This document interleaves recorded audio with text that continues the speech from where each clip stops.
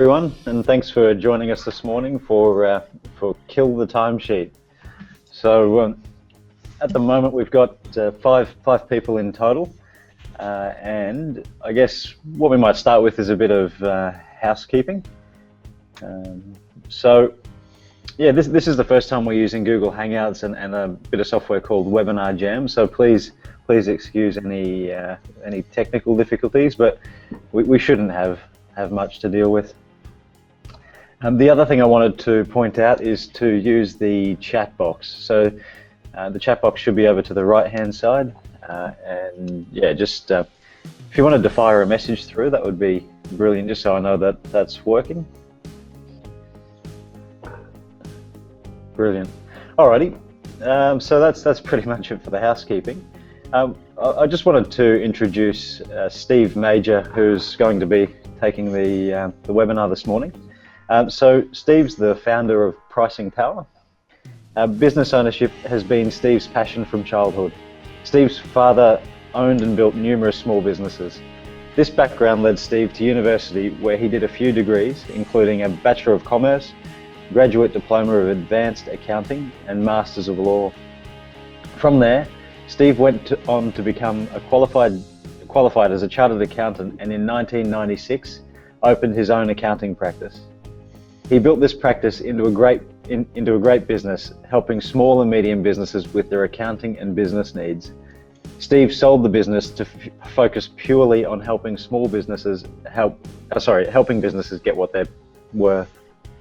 That journey has brought Steve to here, where he has created a site dedicated to providing great information and the tools, tips, and techniques to create businesses that are realizing pricing power with their owners having choices. So I'll hand it over to Steve to take it from here. Thanks.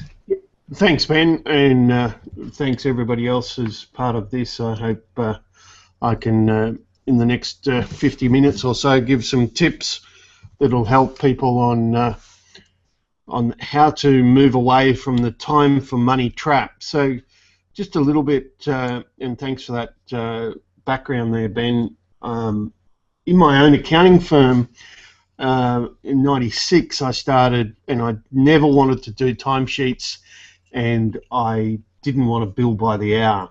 So I therefore was looking for a way to get away from that time for money trap.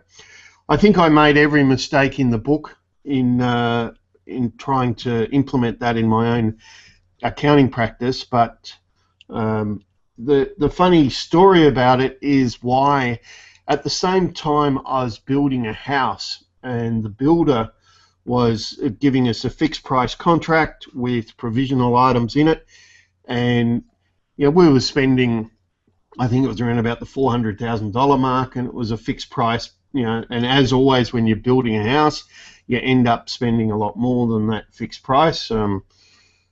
Your wife seems to want to change the taps or something, but anyhow, she can't hear me at the minute. But it was all about the fact that it was a fixed price, and I thought, well, surely I can do that in an accounting firm. And since building that in my own practice, helping businesses with their pricing along the way, since then I've obviously sold my practice and help businesses get rid of the timesheet and move to a more value pricing. So most of my clients that I deal with are in that ideas space. They're creative, from the web industries to accounting to law to any person who's got some skill sets or expertise that are often intangible, and often therefore those industries seem to end up being caught in time. But selling time has a lot of negatives, and the reality of selling time is that it ends up with people not getting enough money for what they're doing.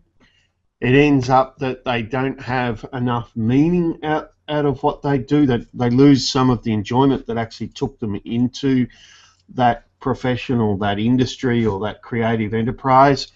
And most importantly is they lose their freedom. And I think business, main purpose of business for a business owner is to allow us to have choices.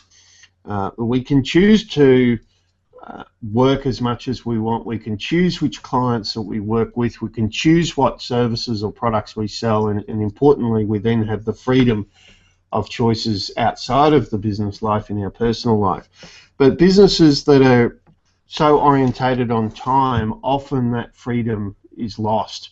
And that mightn't sound that big, but the rates of clinically diagnosed depression amongst industries which are selling time run at around about 3 to 5 times national average. And if that's not enough reason to look at some way of doing better, then I can't think of any other reason. But obviously, one of the big ones is that you'll actually make a lot more. So that's a key aspect as well.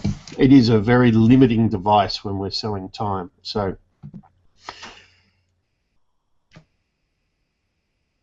but the most important reason, even though there is those personal reasons that I mentioned, is that there is no competitive advantage. And what I'm trying to say here is that your competition and you will not be differentiated if all that you're doing is selling time. The real difference, the real advantage that you can have over your competition comes from a different business model. Andy Groves, one of the founders of Intel, in his book Only the Paranoid Survive, so you sort of can tell his attitude in business, but he talked about it's the person with the better business model that wins. It's not the better technology, it's not anything else, it's the better business model. And that's what we're talking about here, is that there is a better business model in your industry, whether it's the web or other creative pursuits, that is far better than selling time. And that's really what we're trying to do, is to create a better business model. So I think that it's 5 elements of pricing power. And just before I go into those 5, I just want to talk about the words pricing power and where that came from. So Warren Buffett, if anybody doesn't know Warren, please just Google him. But he's probably the world's best investor. He's in his 80s now, one of the top 3 richest men in the world, and he was asked in 2009, I think it was, in front of a congressional inquiry in the United States about his basis of investing. And his answer was that if a business has pricing power, then it is a business that I wish to invest in. And he went on to explain by saying, if the business can go out tomorrow morning and put up their prices by 10% and not have any fear of their competitors, then they're a great business. If, however, they have to have a prayer session before they raise their prices by 10%, then it's a business that I don't want to be part of. So the world's greatest investor was talking about the business that has the power to set its prices, that has the power to move those prices, change those prices, is a business that is a great business to invest in. But that ability to change your prices, increase your prices, not have to worry about what the other competitors, doesn't just happen overnight, and it's not just limited to your pricing strategy. I think that there's 5 areas that come into this. Quickly, these are value. So understanding the value of what you do, being able to communicate that value to your prospective customers and also your existing customers. The second one is product. I know that most of the people that I talk to are in the service industries, but I use the word product. And I'll explain further why I use that, but the key is that it's a product management strategy that we need to have in the business. The third one is obviously price. We need to understand how to set prices, both the art and the science of pricing. The fourth one is numbers, and obviously we're doing this with Ben, and both of us are accountants, so of course we can't let numbers not be talked about, but the point here is that we need to measure what matters. Too often in a time-orientated business, we're measuring the wrong things. We need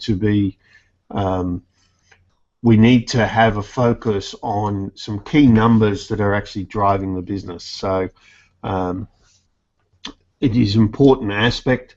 And then the last one is being the authority, is building your position in the marketplace, your chosen marketplace, as the go-to firm. At the end of the day, that's going to deliver you the pricing power, but it won't deliver it if the other four are not in place. So they are the 5, and I'll get into some of the detail. Just before I do, though, please, if anybody's got any questions, please just go for it on the chat.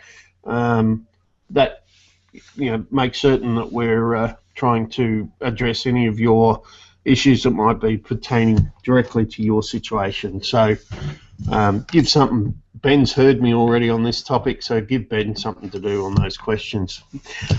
So the first one is understanding the value of what you do. You might know technically what you do. You might even know the value of what you do in a very logical sense. But really what we need to get down, and yes, it's an accountant saying this, is that we need to really understand the value of what you do to your prospective customers, but not just limited to the logical analytical sense, but to the intuitive and what do your customers feel, what do your customers are able to achieve as a result of what you are offering them, of what problems you are solving. So one of the key words that I always look at here is, what are the observable impacts of what you do? How do your service or the problem that you are solving for your client, how is that observed in reality? Too often we get caught up in that technical. We'll build a great website for a company, or we provide great accounting advice, but really that's only the start of the picture. That's allowing then the client to do certain things and achieve certain things in their business or in their life, and we need to understand what it's really driving as a result of our service or product.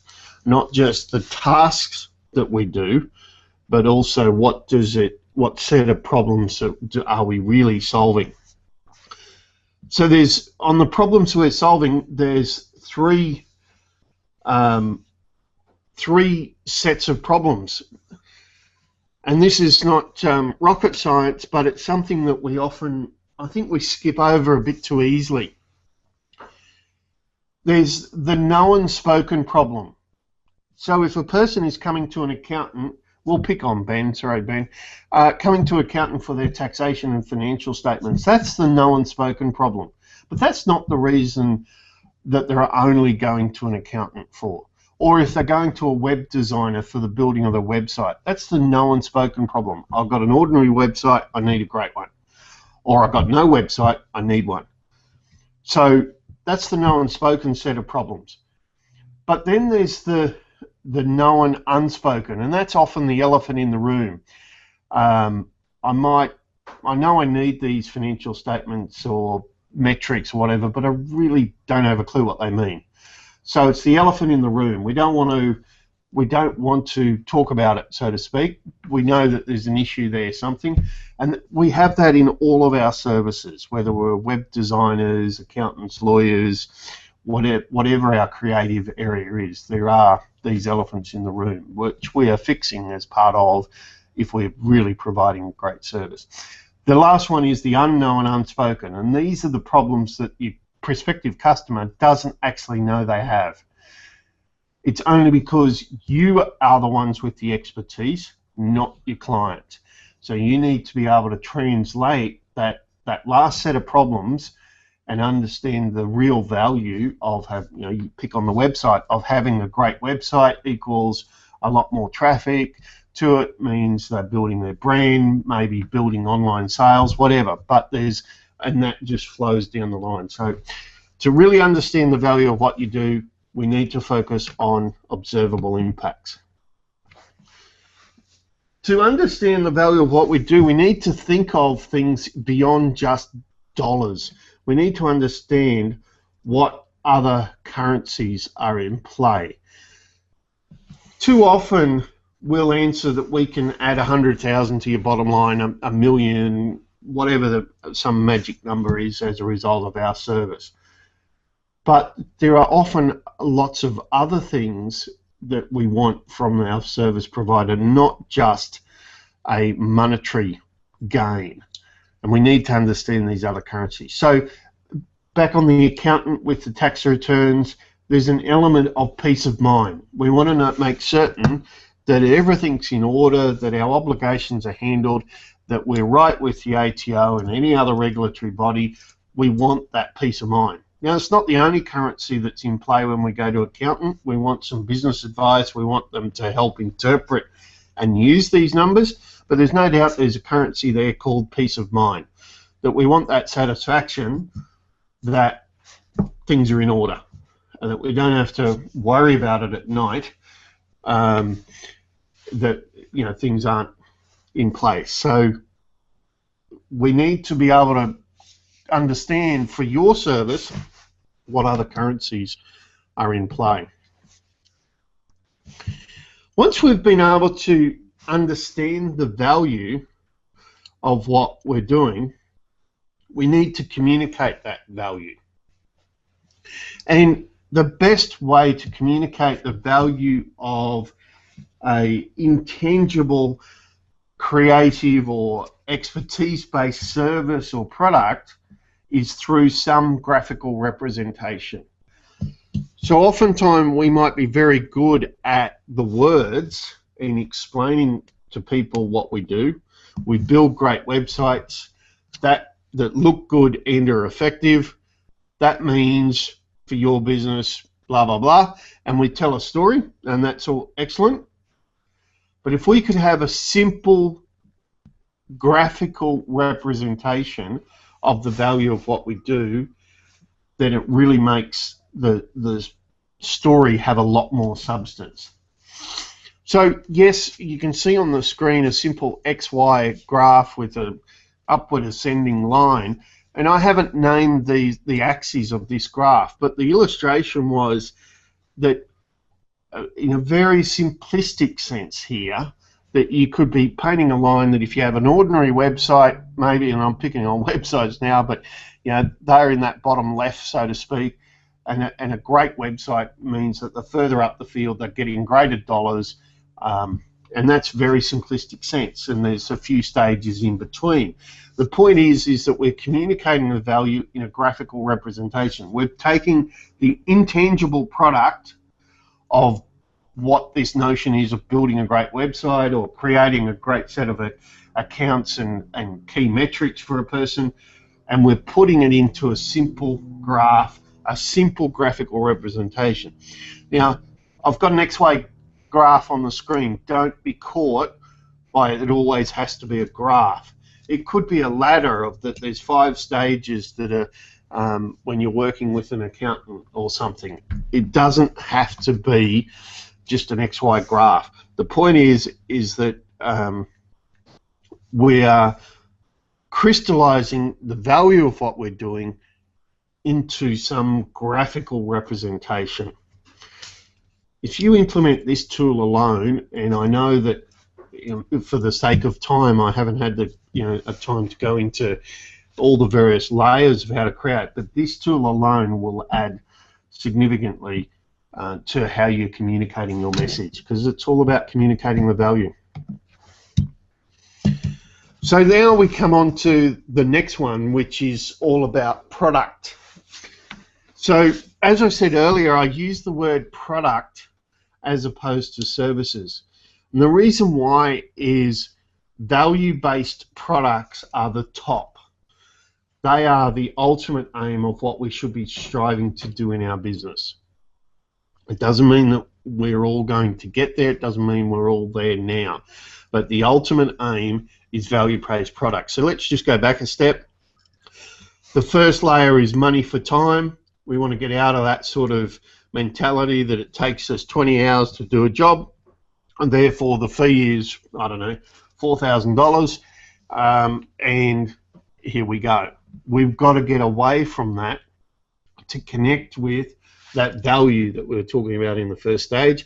The next one up is fixed fees. Now, unfortunately, a lot of people see fixed fees as the ultimate because they go, well, we're not charging on time anymore. To use that illustration before, it's $4,000. We're going to set that up front with the client, maybe even get them to pay a deposit of $1,000 or $2,000, and away we go. And therefore, we're a lot better than money for time. And I go, yeah, you're a little bit better, but you're still looking at the time taken as the way of how you worked out that fee. So whilst the fee is fixed, unlike the lawyers or whatever who probably have the worst reputation of billing, on a time basis, the clock starts the minute you ring them or whatever. I'm saying this about lawyers because there's no lawyers on the line at the moment. I could use a few other professions, but if we're still looking at how time is driving our pricing, then fixed fees are no better than, well, they're marginally better than money for time. The only aspect that makes them better is that there's some increased certainty. So there's a question there. People, so I'm just going to interrupt on product to answer the question. People like to know that you will give X percentage. Should these graphic representations be aligned to numbers? You need to be careful that they're aligned to numbers. I like to make them precisely imprecise. What I'm trying to say is that you show the trend. You don't show, well, unless you're able to with your service, you don't show definite numbers because that could imply a guarantee on those numbers. And maybe, depending on what your service is, it's you might not be able to guarantee that. So for argument's sake, the upward, just use the XY, the upward axis could be increasing profit, increasing traffic, increasing leads. I don't know, I'm just using, without saying a 10% increase or a 50% increase, depending upon what you know for certain. If you can say with certainty that you can guarantee them a 50% increase in leads, for argument's sake, then by all means make that graphic representation having some more precision about it. But that's only if your service is absolutely certain like that. So I prefer the increasing trend rather than definite, but if you're in the position to be able to give them certainty, that's better, obviously. So back on the product, and please keep the questions coming, thank you. So the next layer above fixed fees is value-based services, and this is where the service might alter from customer to customer. It might have some different options from customer to customer, but at the end of the day, the price is based on the value to the customer. That does not mean that the same service you rip somebody off and you discount it for somebody else. That's not what I'm saying. What I'm saying here in true value-based service is that you price the customer. Now, when I say price the customer, most people hear that means the individual customer. Perfect world, nirvana, yes, each customer will pay a different amount. But sometimes when we look at that, we talk about customer segmentation. So it might be certain businesses of a certain size, because we've got these three options, are this pricing, but businesses that are under, say, $500,000 turnover, we have these three set of prices. Now, the core service might actually be similar, but to the larger client, there's a couple of add-ons which increases the price substantially. It's based on the value. To give you an example of this, and that is the airlines. So later this afternoon, I'll hop on a plane. I will be sitting there with, I don't know, a couple of hundred other people, and we're all heading to the same destination, and I bet you there's probably at least 50 different price points on that plane. It's the same seat going to the same destination, and we don't really care that because I bought my ticket about a week ago, I paid a certain price, but if somebody bought their ticket 3 months ago, they would have paid less, versus the person who's probably buying the ticket as we speak to fly this afternoon is probably paying the most. So you can have different ways of segmenting price in a value-based service to, in essence, deliver very similar, if not exactly the same, services. It is not ripping people off. It is maximizing profit within the context, and that's why I started with value, within the context of providing great value. If you're not providing great value that the customer can clearly see and understand, then everything else that follows does not work out. Most people, not most, that's a little harsh, a lot of people have a problem with this because they go, that's unethical or something, and yet so many businesses are doing it and we're happy to pay. I reckon time for money is the most unethical because it's got no connection to the value of what you do. And at the end of the day, it's the value of what you do that the customer is wanting, not your time. Lastly is value-based products. That is when we can productize our service, but they're value priced. That's the ultimate aim, and we need to have a product management approach to this. We need to be looking at how we're designing our products / services. We need to look at how we're managing, i.e. when do we introduce a new one, when do we cut them out, how do we market it, what channel each product goes through. All of that sort of product management approach is how we need to view what we do. We shouldn't look at it, we're great at building websites, so therefore that's what we do. No, it might be that clients are after, and this is real off the cuff, sorry, a website and a strategy on how to build that website into #1 on Google, and also have shopping cart conversions or something. So there's a whole package around making it an effective business unit, not just designing a great website. That's a little bit off the cuff there, and obviously would need to be thought through, but we need to be really distilling what the customer is really after and having a product approach. We need to design it, we need to manage it as a product. Even if we are still in the services sense, have the attitude of looking at it as a product. Sorry about that, I had the phone on because I was talking to Ben earlier and I'd forgotten to put it on silent.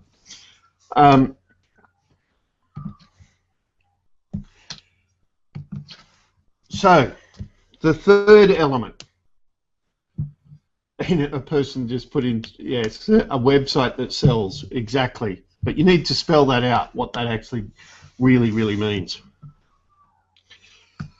So the third one of this is pricing. I've talked about price to customer already from the product aspect. With price, there's a whole art and science around it that is often just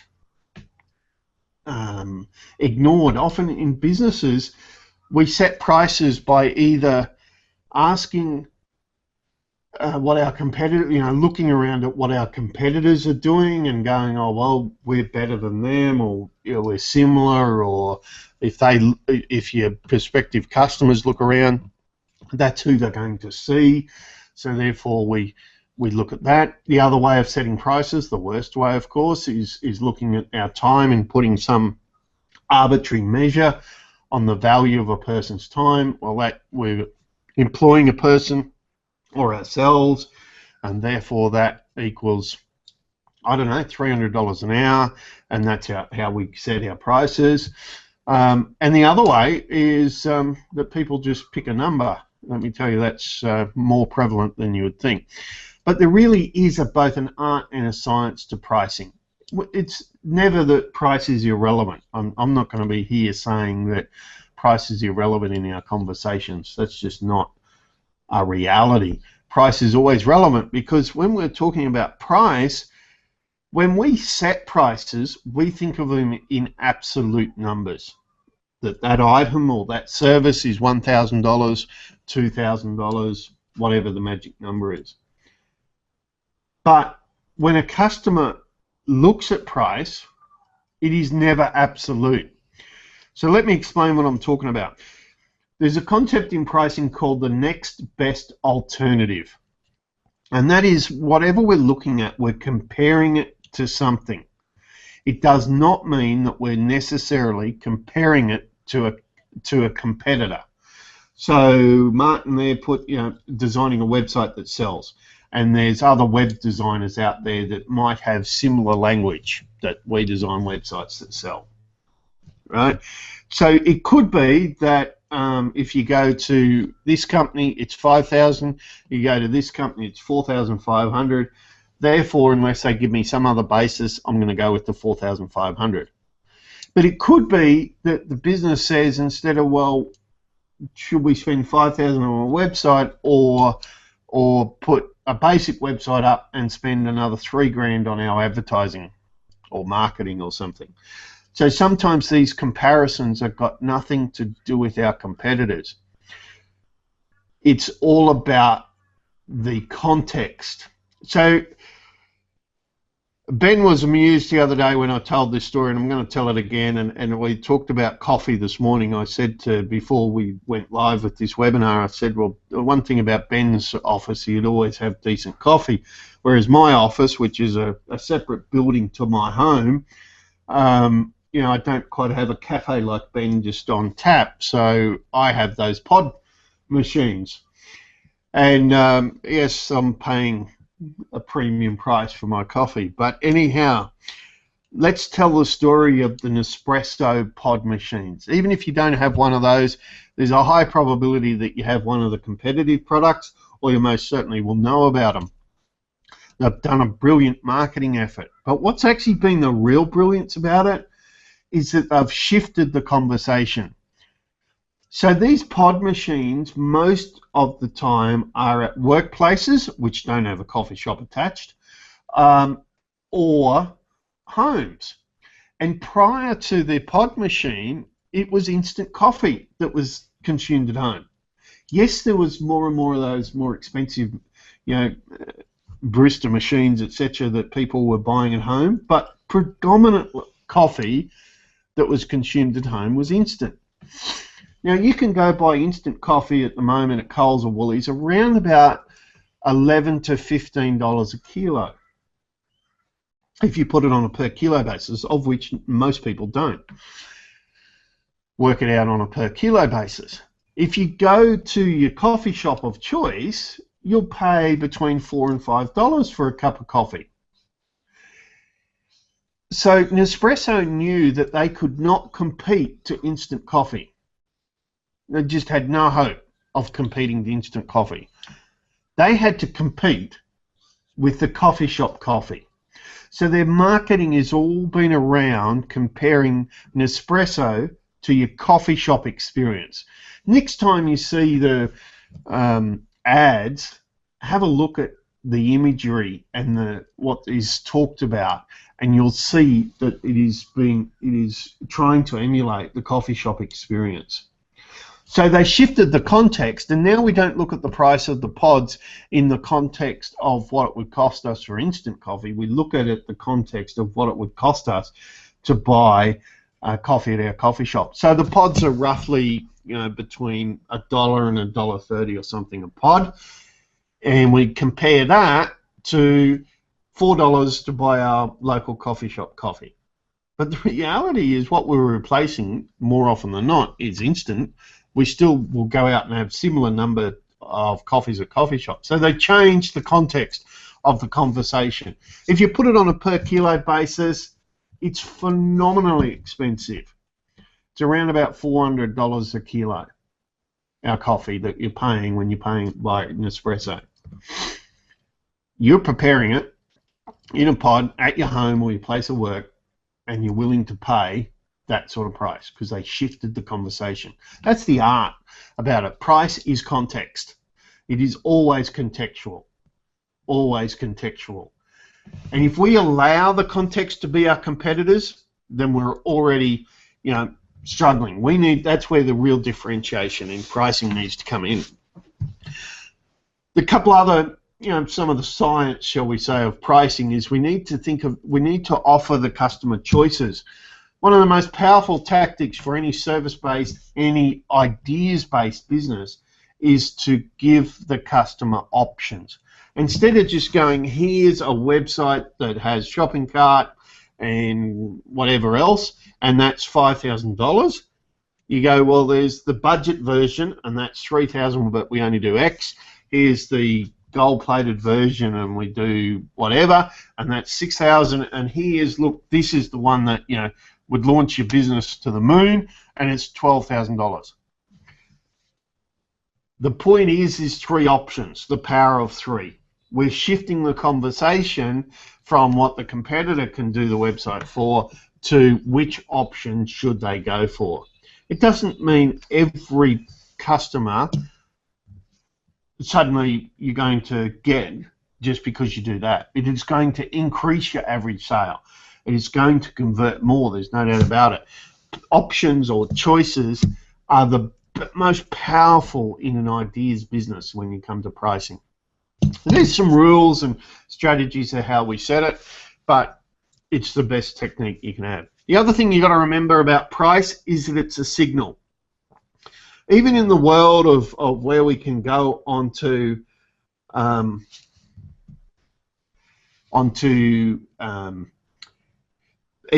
or any of the other auction sites, and we can bid and all the rest of it, and price is probably a lot more transparent than it used to be because of technology.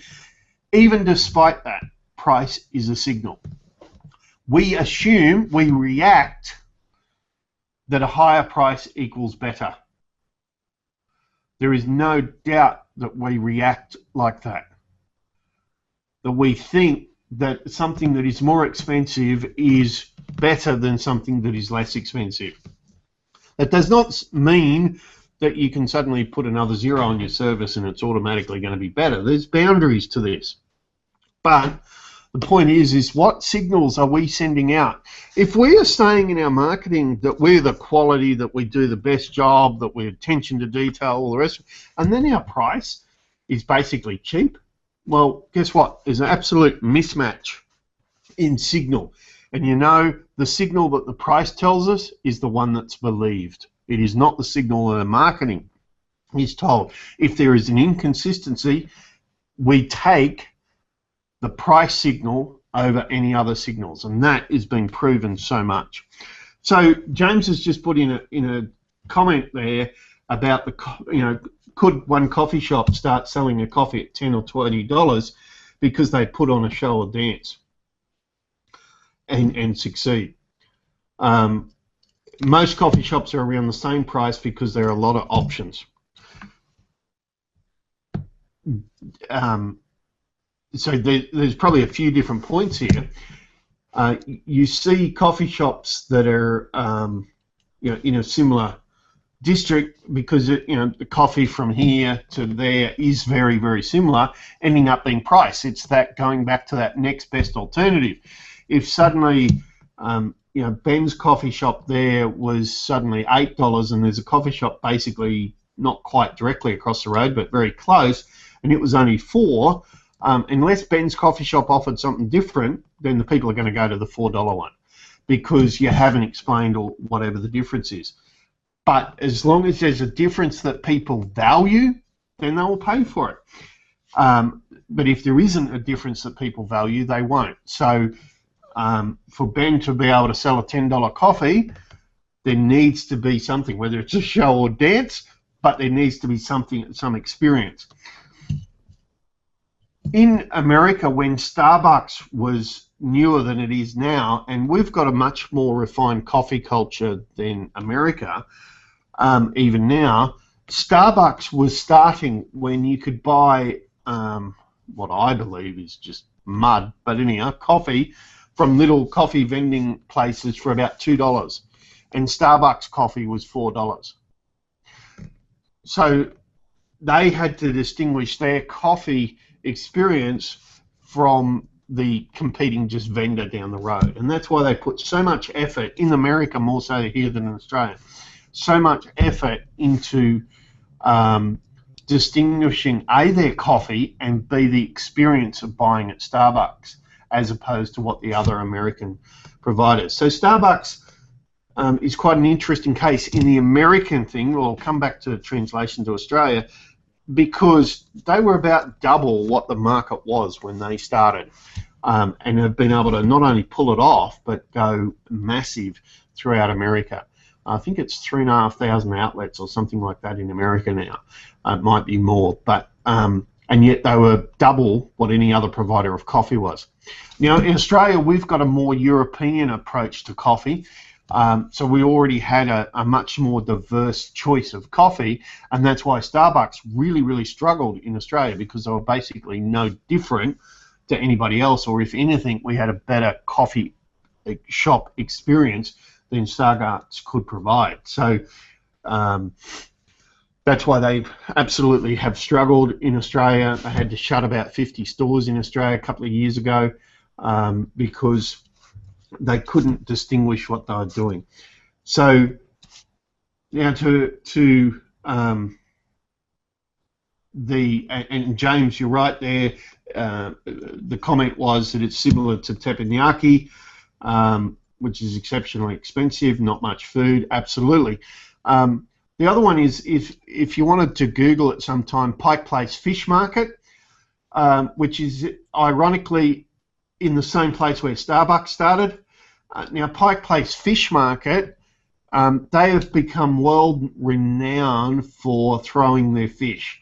Have a look at it to really understand what it's talking about, but the whole thing is they've created a theatre around their fish. There are other fishmongers in that marketplace.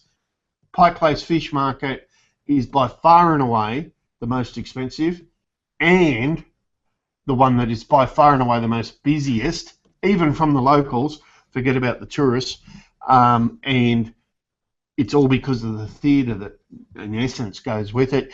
They have webcams on their website. You can actually, during their normal trading hours, you can have a look at what they do. So pricing is all about, goes all the way back to that value. Think of the signals. And the last on that slide is about you. You are the worst pricer. What I mean about that is we are the ones that struggle far often more than our customer on the price. And in an ideas business, I find this more so than anywhere else. When it becomes more productized, less so.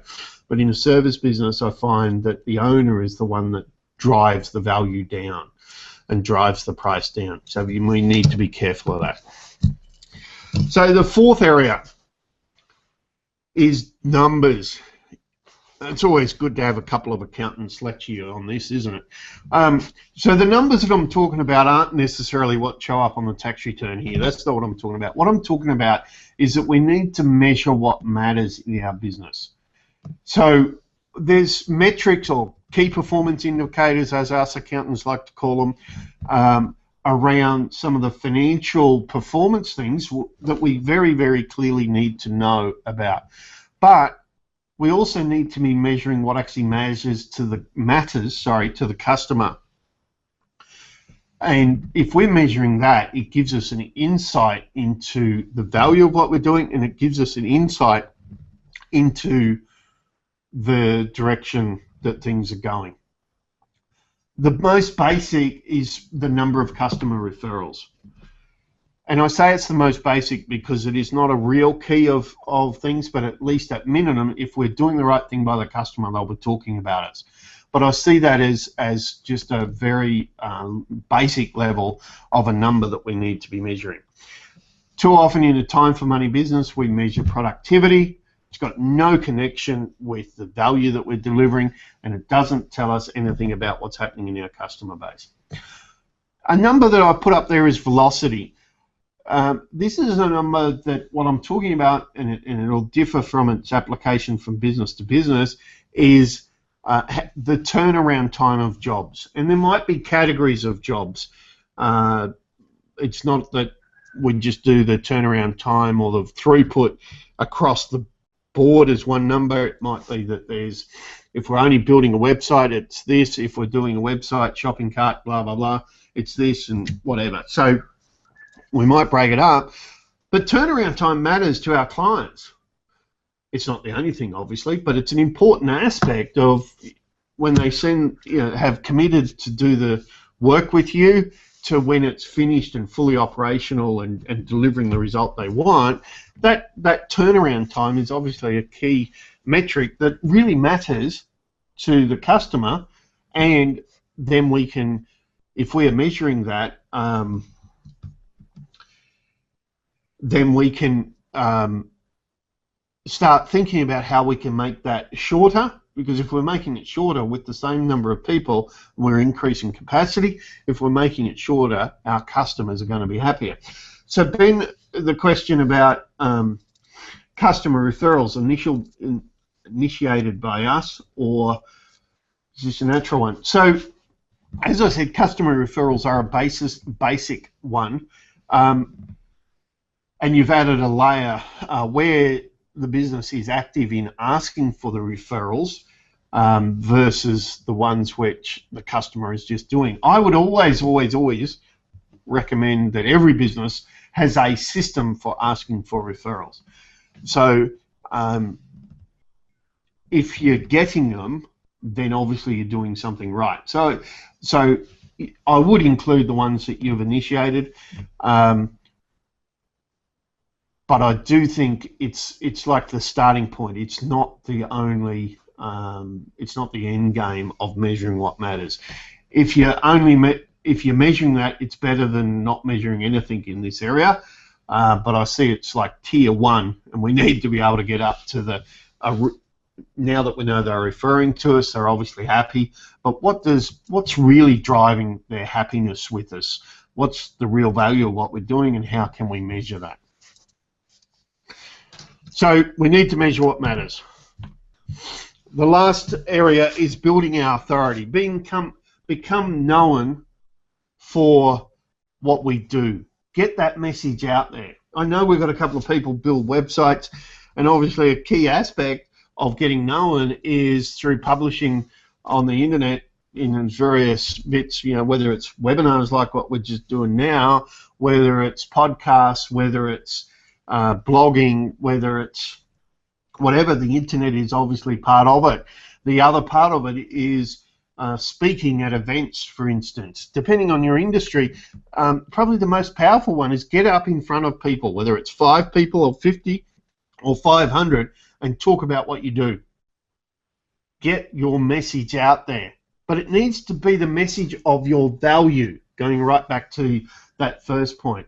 You can't just talk about the technical. You've got to connect it back to the value. The people that are out there talking are often limiting it to their, you should have a shopping cart that does X or Y. I don't know, I'm just picking on shopping carts. But what I'm talking about is you've then got to connect that to really what is important to the customer.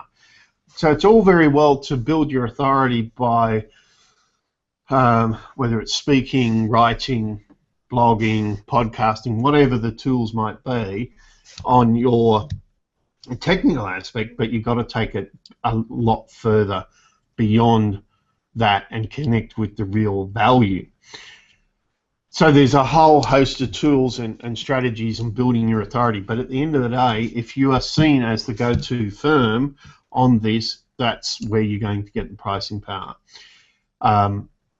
And that's where you're the one that the industry comes to. So there's an accounting firm in Sydney that only deals with the aviation industry. So they have pilots as clients. They have the various aviation support businesses. There's quite an incredible amount of businesses that are supporting the aviation sector. They have helicopter companies. There's a whole host of them. Now, they're based in Sydney, but they have a national client base. Now, those 2 partners that own that firm are the 2 partners that at any aviation event or at any aviation conference, at any aviation industry event, they're the people that get the phone calls to come and talk to us about accounting issues, etc., etc.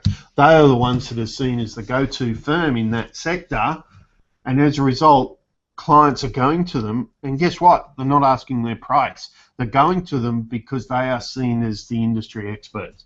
Now, that's across a whole broad industry, but you could be the expert on the Sunshine Coast, for argument's sake. And though, given technology, there's no reason why you should just limit it to one area, but you might choose to for lifestyle or whatever. Or you need to be the person that people come to ask for questions about. Your business needs to be seen as the business that people come to ask questions about whatever it is that you're providing value. So I haven't mentioned a lot about the timesheet, though. The core part of this is the timesheet just does not factor in anything that we're doing anywhere. So we need to get rid of the timesheet and have a value mindset in our business. There's a whole host of things that are in those 5 areas to replace it, but the point is that a timesheet has no place inside a knowledge business. I'm fairly definite on this. I'm absolutely in a business that wants to really break away from this time for money trap. The timesheet has no place. If you want a business that is connecting with the real value of what you do, timesheet has no place. I've just thought of, and I should have thought of this earlier, conscious capitalism is a movement worldwide about how to connect with values in business. Now, conscious capitalism here in Australia had a seminar, conference series in Sydney recently, and one of my clients, Michael Bradley, who's a law firm, principal of a law firm in Sydney, spoke at that conference. And there's the video of his conference is up there. Now, why I bring this up is the fact that Michael talks about, and he's a law firm, which, you know, most lawyers get a pretty bad rap, that is totally timeless, as they say. There's no timesheets, there's no billing by the hour, and he talks about, for a business to really be connected to that conscious capitalism of having values-orientated business, then you must get away from treating people as machines, producing so many billable hours per day, per year. So, Ben, you already pre-asked the questions on this slide. These are the 2 most common questions that I get about if we're getting rid of the timesheet. How will we know what our team are doing, and how will we know which clients are profitable? I don't have a lot of time to answer both of these in a huge amount of details. However, I don't believe you know what your team are doing by your timesheet. Let's be honest. Timesheets are fudged by at least 10%, at least, if not more. But more importantly, I think it's too late by the time, even if the timesheet's done weekly, it is too late to really know how the job is going. We need to be managing and leading our team, not treating them like a machine. So management is that soft skill thing, that thing that we hate. It's not a timesheet tries to supplement it with this logical analytical and treat them like just a machine. But it doesn't tell us a thing about whether we're being more effective at our job. And it doesn't even really give us a great clue about efficiency. I talked about one of the numbers was velocity, turnaround time. If the turnaround time's going out, then we know we've got a problem with the team and we need to get down. It could be some processes are wrong, or it could be a team member is not pulling their weight. But if you're truly managing your team in a true management sense, you don't need timesheets, you need management skills. There's so many businesses out there that aren't managing the people by timesheets but still know whether this person's doing the right thing or not. So I know that's not a great answer in the sense of can't go into a lot of detail, but the point is we've got to understand management not understand them as some operational machine. Number two, how will we know which clients are profitable? This is where we're measuring what matters, gives us a little insight, but time gives us an illusion of profitability. We know that we spent 20 hours on the job, and it should have, only taken us 15, so we notionally lost 5 hours. Accountants, unfortunately, are the worst at this because they tell you this great write-up, write-off figure, and yet the reality is that's not your real cost. So I prefer to look at things as a bunch of clients or a segment that a particular team are looking after and do a P&L on all of those. And then if we're looking at, use velocity again, if we're looking at velocity and we know that 20 of those clients were turned around pretty well as we wanted to, but the 21st client took double the time. Now, is a system that we should have in place is reviewing what's happened. We might find out that that client's just a pain in the backside, and we shouldn't be dealing with them, or alternatively, we mispriced it. Remember, sometimes this profitability is the fact that we mispriced it, and that can happen in a business. And I love that that question, how will we know which employees are profitable?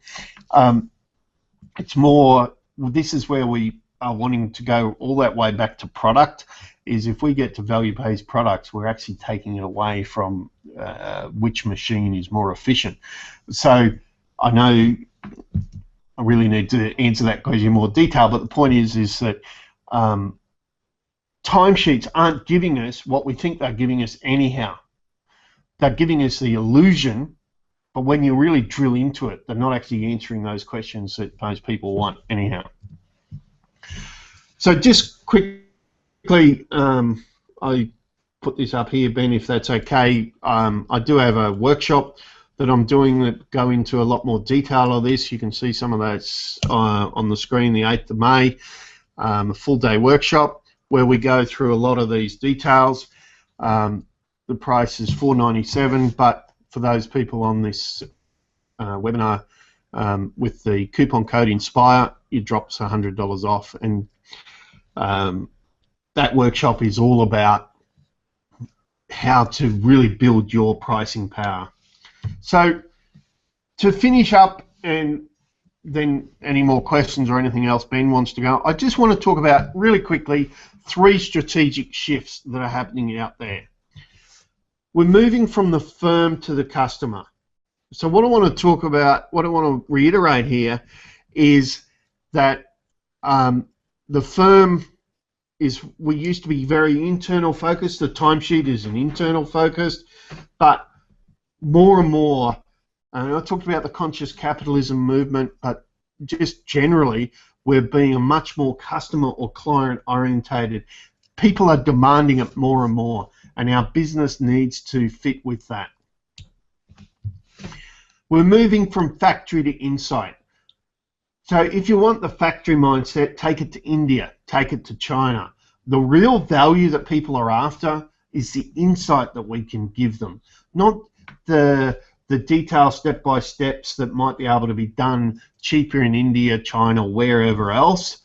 It's the insight that we can add to our clients. It's the problems that those unknown, unspoken problems. That's the insight that we want. We can get the basic compliance or the basic tasks done elsewhere. So you can get a basic website built on Odesk, Elance, wherever, out of India, Philippines, any of those countries. And I don't need to say that that'll, probably work for, I don't know, 70% of their needs. But it's not the real insight that people are after, and it's the insight part that people will pay for. To put this another way, logic work versus magic work.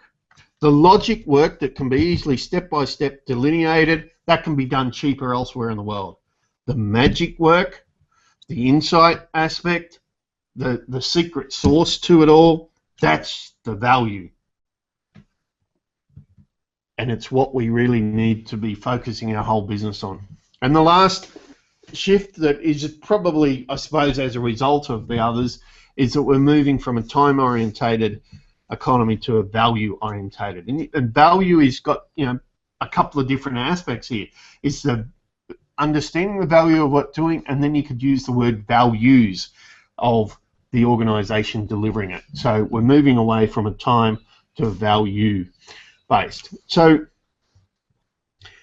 I hope that helps people to get a bit of insight how to get rid of the timesheet and really build your pricing power. And if you want more details on that day, it's pricingpower.net/pricing for profit. And as I said, the coupon code of Inspire. So thank you for spending the time. Now I see a couple of questions. I'm just reading your question, Luke. So, project creep and project seep are the two biggest issues of so many projects. So I know you asked about a web design project there. When providing an example, a new website design, it's near impossible to set a fixed fee. I don't know if people can see this, so I'm reading it out in case they can't, unless you add a huge amount of restrictions. So I'm going to give you an example that has got nothing to do with web, but hopefully it illustrates the point of how you can move around that. So just firstly, project creep is when the client keeps asking for more things that they think's included in the fee, but you know that isn't. And project seep is the opposite. It's when you allow the project to go out, but the client didn't ask for that. And they're the two biggest issues. So a law firm, a bloke by the name of Jay Shepherd in the United States has a law firm called Exemplar Law. Now, they are a fixed value pricing business, and off the back of Jay's work, I've implemented this system in a number of law firms. So those law firms that are litigation-based struggle with the concept of value pricing because they go, we don't have a clue what is going to end up being the end game. The litigation could end after the first court, it could end before the court, or it could be so many different permutations. They have the problem as well. So what we create is, if you were to draw on a piece of paper 3 circles, one inside the other. The inside circle is what we know, right? So it's the definite aspect of the job. We know when they want a website, there's certain things that a person must have that that we know we're going to be doing, no matter what. Those things we can absolutely 100% price today because we know that that's going to happen, no matter whether it's the website for me, just an ideas entrepreneur, or whether it's a website for a business with selling a product range of 100 items and got a factory, for argument's sake. We know that they both got some certain elements that are consistent no matter what. Then the next ring around that are the maybes. You might have these 5 or 7, or it could be 15 different things that might happen. And we say to the client, and there is a third ring, we'll come back to that. We say to the client when we're pricing the job, right, it's $3,000 for this center. Now, the next outside bit, we know that there's a few different things that might happen as we're designing it. And these are the possible items that could be. Now, we can't price that until we get closer. But let me tell you, before we commit, we will give you a definite price. So then the important thing from you as a business is, as you're doing it and they start asking about these things that sit in that next outer ring, you are ready, have the systems in place to go, well, that's one of these items we talked about in the maybe category, and now because we understand more of what your business is about or your needs or whatever it is, we now know that set of maybe is another $1,000 or $2,000 or whatever the magic number is. So that's how we start with that. Now, come back to those rings. There was a third ring. And let me tell you, the lawyers draw these on paper. It's a graphical representation in another way. And then the third ring is called "we don't have any idea," or words to that effect. And let me tell you, I know a lawyer who says is exactly that. We don't have any idea. Basically, they are the total unknowns. And go, depending upon how the job progresses, whatever, go back to that lawyer instance, we just don't know what might come out of left field in a litigation. So we can't even give you an indicative of what might be the price on those at this point in time. But you know, in the nature of these jobs, that there are things that can come out of left field. But be assured, this is the client conversation I'm having here, be assured that prior to committing to any work, we will be finalising the price. So right back early in that client conversation, you've set it up that there are these three layers. The important thing is behind the scenes to have the system in place to stop the project creep/seep, to ensure that you're identifying. But you're already, whilst you might not be able to totally price the job, you've set boundaries of what you can price and when you will price them. So hopefully, Luke, that gave you a little bit of insight of how we can actually deal with that very key issue of project creep. However, there's an issue way before all of that, and that is there a way to better design your system so that you can price more of what you do? That's a bigger question. A question, obviously, I don't know enough about your business to answer it, but it would be a question that I'd want to go down and follow down of whether there is a way that instead there might be a first stage that we spend a half a day session, and that's I don't know, $500, just to pluck a number here, and really that is a scoping session. And if you want a website built by us, you have to do it this way. Then at the finish of the scoping session, we can then give you a more complete pricing packages. That might be, and that was off the cuff again, Luke, that might be a way of answering that. So there are a number of different approaches, but it's a very real issue, and thank you for that excellent question. So Ben, if you want to comment, thoughts? Yeah, alrighty. So yeah, I just want to thank you, Steve, for running this morning. I mean, I get something out of talking with you every time. It's it's definitely great, and I hope everyone else has really taken away some good bits to implement in their business. So yeah, value pricing, especially value products, isn't meant to be easy. I mean, the old saying goes, if it was easy, everyone would be doing it. And I think one thing you mentioned the other day, Steve, but I didn't hear today, I might have missed it, but using a timesheet is the easy option. It's the easy way out. And speaking from my own experience, we charged hourly rates for about 2 to 4 weeks, I can't remember, back when we started. And shortly after, it just took a dive in the bin because I didn't even do them. And so how could I ask my team members to do them if I wasn't doing them myself? So I really encourage everyone to make the shift, or at least to start making your way up that ladder. The ladder at the start of the presentation that goes from hourly rates to fixed prices to value services and then value products. And I guess if anyone has any questions with how to do that, definitely get in contact with Steve, or I know I'm going to put the date in May away. I think it's the 8th Yes. to go to Pricing for Profit. But yeah, I'm sure Steve will take any questions after the webinar too. On his email, steve@pricingpower.net. That's right. Yeah. So, does anyone? If anyone doesn't have any questions, I think we might wrap up there. Thank you.